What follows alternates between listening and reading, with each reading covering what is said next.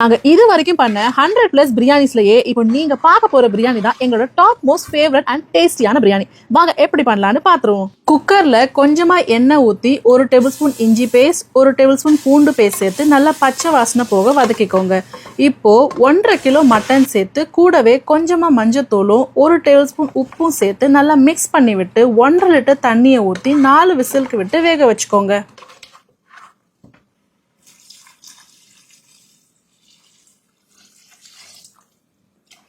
மட்டனை குக் பண்ணுற நேரத்தில் நம்ம பிரியாணி பண்ணுற கடாயில் 200 ml எண்ணெய் ஊற்றி எண்ணெய் மிதமாக சூடானதுக்கு அப்புறமா 6 ஏலக்காய், 8 லவங்கம், 2 அன்னாசிப்பூ, 4 துண்டு பட்டை ஆட் பண்ணி லேசாக கிண்டி விட்டுக்கோங்க. இப்போது 300 கிராம் நீட்டமாக கட் பண்ண பெரிய வெங்காயத்தை ஆட் பண்ணிக்கோங்க. நம்பர்ஸில் சொல்லணும்னா 5 பெரிய வெங்காயம் சேர்த்துக்கோங்க, கரெக்டாக இருக்கும். கூடவே 50 கிராம் மட்டன் கொழுப்பை ஆட் பண்ணி வதக்குங்க.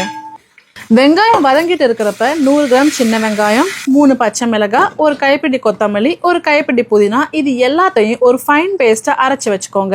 இந்த பிரியாணிக்கு ஸ்பெஷலா 100 கிராம் இஞ்சி கூட 3 துண்டு பட்டை, 3 ஏலக்காய் சேர்த்து அரைச்சி வச்சுக்கோங்க.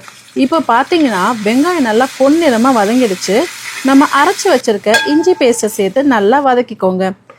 இஞ்சி பேஸ்ட் கூடவே பூண்டு பேஸ்ட் 50 கிராம், 1.5 டேபிள் ஸ்பூன் உப்பு சேர்த்து ஆட் பண்ணி நல்லா எண்ணெயில் வதக்கிக்கோங்க.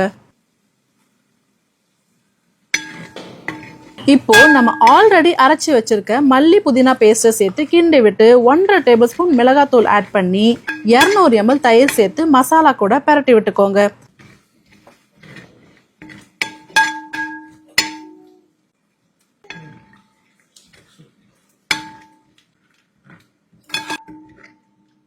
அடுத்ததா ஒரு 3 தக்காளியை பேஸ்டா அரைச்சி சேர்த்து மிக்ஸ் பண்ணி விட்டு தட்டு போட்டு ஒரு 5 நிமிஷத்துக்கு மூடி வைங்க.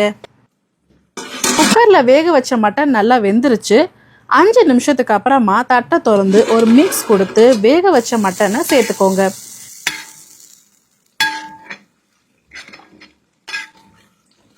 இந்த மசாலா கூட மட்டனை நல்லா பெரட்டி விட்டு மட்டன்ல மசாலாலாம் நல்லா இறங்க விடுங்க.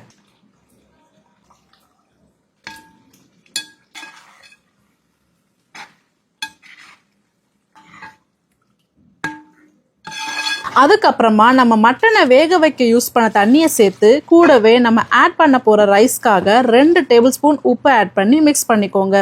நம்ம தண்ணி சேர்த்ததுக்கு அப்புறமா அடுப்பை ஹை ஃப்ளேமில் வச்சுடுங்க.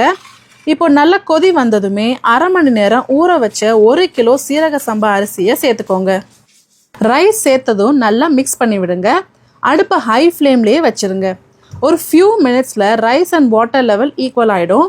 அந்த டைமில் அடுப்பை லோ ஃப்ளேமில் வச்சு தட்டு போட்டு மூடி வச்சு ஒரு 15 நிமிஷம் விட்டுருங்க. இந்த கேப்பில் இன்னொரு சட்டியில் வாழை இலையை வச்சு வாழை இலையில் நெய் தடவி வச்சுக்கோங்க. இப்போது 15 நிமிஷத்துக்கு அப்புறமா தம் போடுறதுக்காக பிரியாணியை நெய் அப்ளை பண்ணி வச்சுருக்க சட்டிக்கு ட்ரான்ஸ்ஃபர் பண்ணுங்கள். இப்போது சட்டி கடியில் வாழை இலையை வச்ச மாதிரி பிரியாணிக்கு மேலேயும் வாழை இலையை வச்சு தட்டு போட்டு மூடி ஒரு 10 நிமிஷத்துக்கு வைங்க. இந்த டைம்ல நீங்க அடுப்பை ஆஃப் பண்ணி வச்சிருக்கணும். இப்போ 10 நிமிஷத்துக்கு அப்புறமா தம் அடிச்சு பார்த்தீங்கன்னா ஒரு வேர்ல்ட் கிளாஸான ஆத்தென்டிக் சீரக சம்பா மட்டன் பிரியாணி ரெடி.